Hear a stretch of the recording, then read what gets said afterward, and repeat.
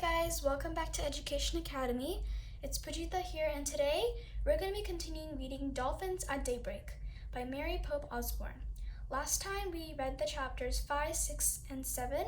Today we're going to read chapters 8, 9, and 10.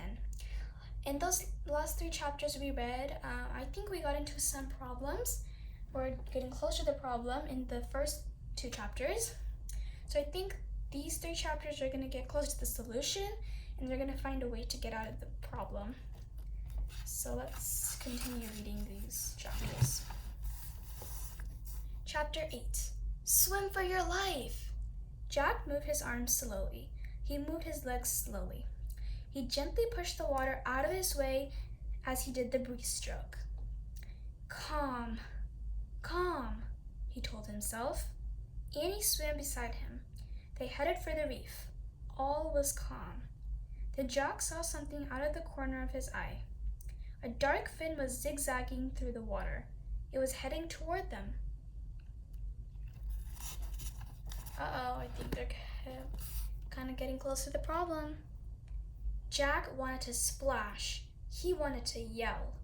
But he remembered calm. I'd better not tell Annie, he thought. She'll stay calmer if she doesn't know. He began to swim faster, then faster. Annie went faster too. They both swam as fast and as calmly as they could. Sometimes Annie went even faster than Jack, which made him swim faster and faster. Jack was so scared that he wasn't tired at all. He was swimming for his life and for Annie's life too. He didn't look back to see if the shark was still there. He didn't want to know, so I think he kept that as a secret for him. He just kept his eye on the treehouse in the distance. He kept swimming, so I think they're both focusing on their strokes and their floating, which is good. Jack and Annie swam and swam and swam. It took forever for the treehouse to get just a little closer. Sometimes it kind of happens to some of you when you think something's really close to you and you want to swim toward it. It's kind of like you're aiming for that little distance. But when you keep getting closer to that distance, you kind of feel kind of guilty to not go there anymore. So sometimes it's kind of that feeling. Sometimes you even quit, but never quit because it's going to get closer soon. Jack realized the reef was farther away than he had thought. He kept swimming. His arms and legs felt heavy, so he never gave up. Annie was struggling too. Float, she said. Floats. Jack and Annie turned onto their backs. They floated the way they had learned in swimming class, so I think they had a lot of experience. We'll just rest for a minute, Jack thought. Then we'll keep going. But the more Jack floated, the more tired he felt. Soon he was tired to even float. Soon he was too tired even to float. He started to sink. I think they're trying to give up over here. But I'm pretty sure they're not going to do that. Let's see. Then he felt something. His heart stopped. Something pushed him at the water. Or something pushed at him in the water. It was slippery and alive. Had the hammerhead shark caught up with them? Jack shut his eyes and waited for the worst. And waited. And waited. Finally, he opened his eyes. In front of him was a shiny gray head. A dolphin's head! The dolphin pushed Jack with its nose. It made happy clicking noises. Hooray! Cried Annie. Jack looked over at her. She was clinging to the fin of another doll. Her dolphin was moving through the water. I think they got into a solution over here. Just like over here, I think these are the dolphins they met into. So I think they got saved by them and then moved a little faster. And I think they were not that calm because sharks can go a little faster than that, but I think the dolphins are in a safe part. Let's keep reading.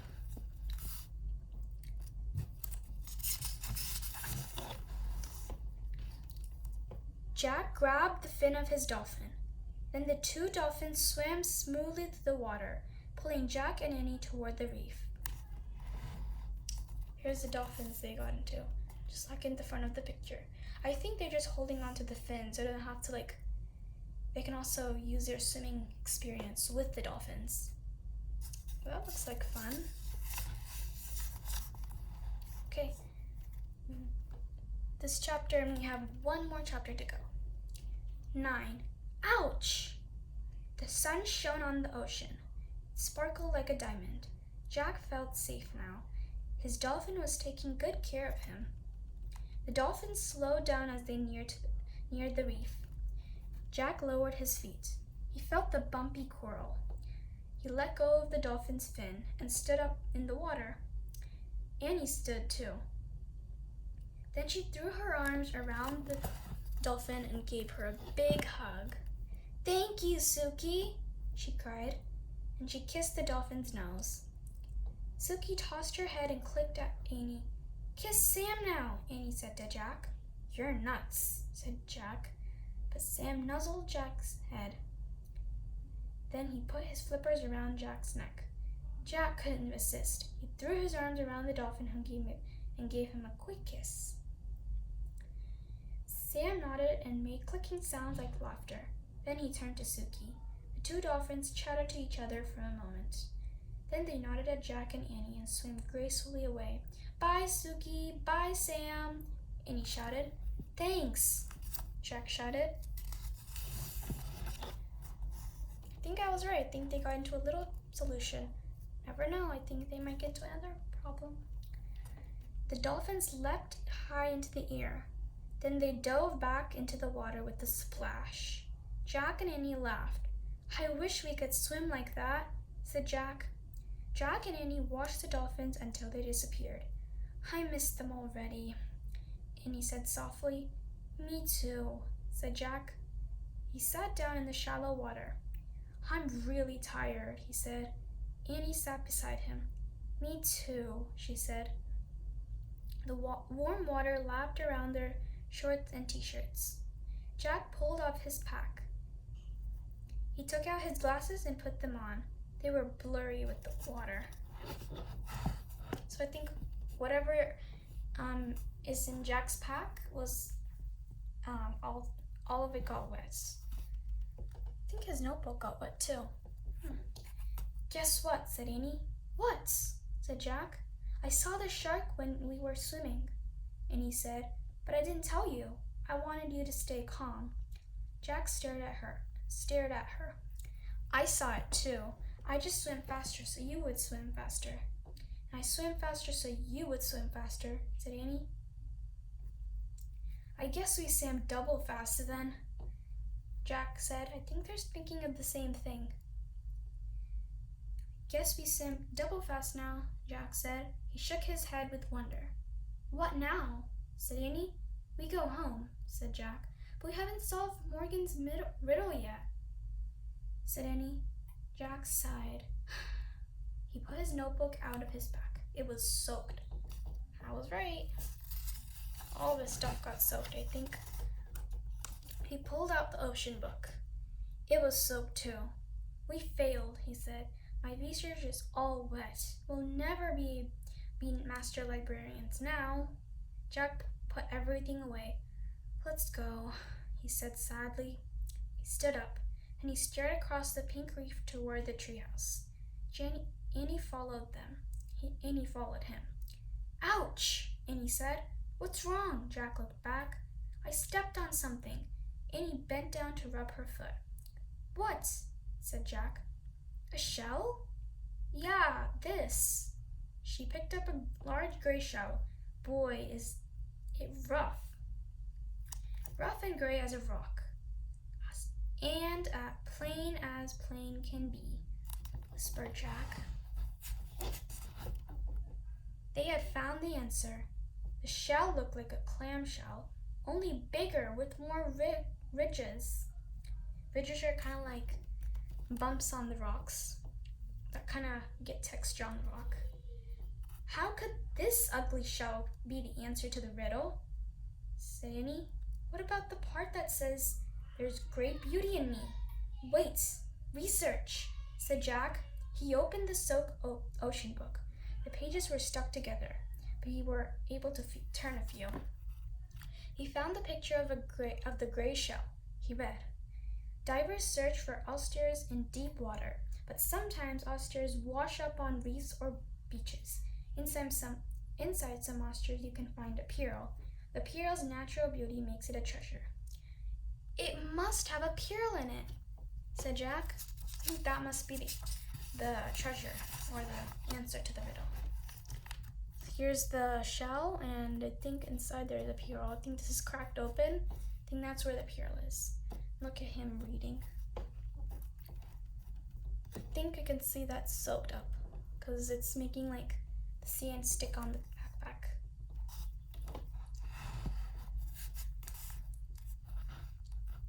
Annie peered into the crack between the two halves of the shell. "I can't see anything," she said. "How does pearl get in there anyway?" Jack read aloud from the wet page. "Sometimes a grain of sand will get between the oyster's shell and its skin. This irritates the oyster, so it makes a pearly material to surround the grain of sand. In this way, over a few years, the pearl is formed." So I think the sand grains come together to make like a whole pearl shape. "I can't tell if there's a pearl in there or not," said Annie. "Maybe we should bang it against a rock," said Jack. "Now that would really irritate the oyster," said Annie. "Yeah. Maybe we should just leave it alone," said Annie. She gently put the oyster back in the water. "But how will we know if oyster is the right answer to the riddle?" said Jack. "Morgan will know," said Annie. "Come on." Jack pushed his glasses into place, and he and Annie picked up their shoes and socks. They climbed through the window of the treehouse. Morgan's squirrel was lying on the floor. It was open. "Look," said Annie. She and Jack stared at the squirrel. The riddle had faded away. In its place was one shimmering silver word: oyster. "Morgan's magic," whispered Annie. Jack let out a huge sigh. "We got it right," he said. "And here's the Pennsylvania book," said Annie. "Let's go home." She opened the book. She pointed to a picture of the Frog Creek's woods. "I wish we could go there," she said. The wind started to blow. The treehouse started to spin. The wind blew harder and harder. Then everything went still. Absolutely still. So I think everything got like kind of still. Everything, I think. This is the last chapter we're gonna read, and I think this is the last one. Yeah, it is. Yay, we're almost done. Next week or tomorrow, we might start on a new book. That's exciting. Chapter 10, The True Pearl. Dawn light slanted into the treehouse. No time at all had passed since they left. Day was breaking. Jack rolled up the ancient scroll. He tucked it into the corner. "We solved the first riddle," he said. 3 more to go." "I don't see another scroll," said Annie. "Maybe tomorrow we'll get to the next riddle." "That's okay," said Jack. "I think I need to rest and dry out."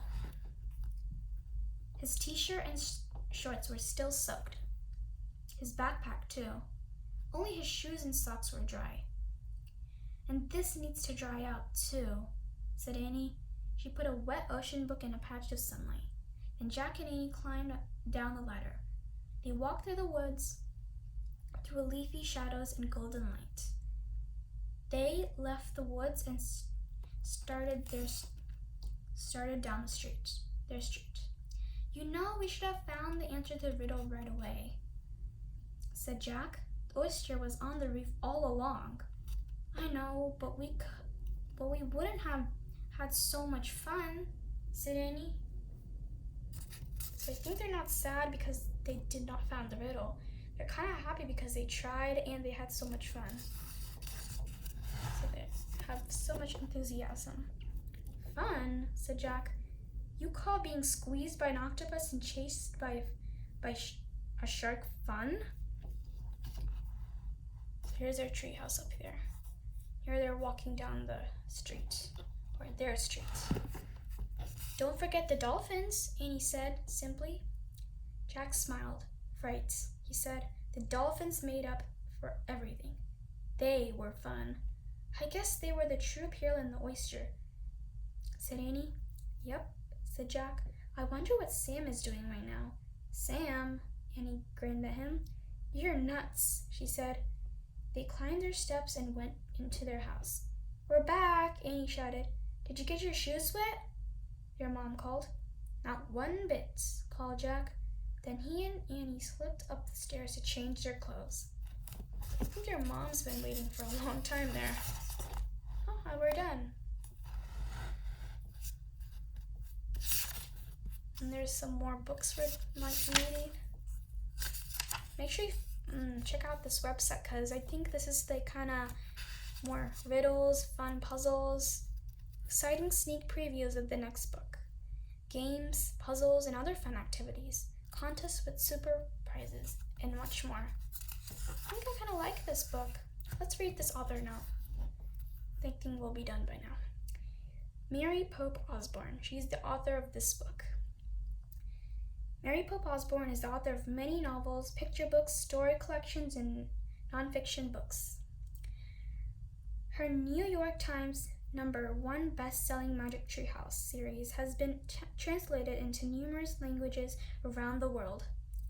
Highly recommended by parents and educators everywhere, the series introduces young readers to different cultures and times in history, as well as to the world legacy of ancient myth and storytelling. She and her husband, writer Will Osborne, author of Magic Tree House, the musical, live in northwestern Connecticut with their 3 dogs. Miss Osborne is also the co-author of Companion Magic Tree House, Fact Trackers series with Will and with her sister, Natalie Pope Boyce. This sounds like a great book. Okay, so let me make a lesson here. Always stay enthusiastic and never fear of your fearness that you kind of face in your life. And this challenge for this day is going to be to try to find more lessons you can find, or if you need more help, try to go to my other videos of reading the other chapters. And maybe you can write down some lessons and maybe comment them down below here, and I will check them out and see you guys next time for their next book. And maybe you guys can give me some suggestions of new books that you want me to read, and with the lessons. Thanks guys for watching. Bye!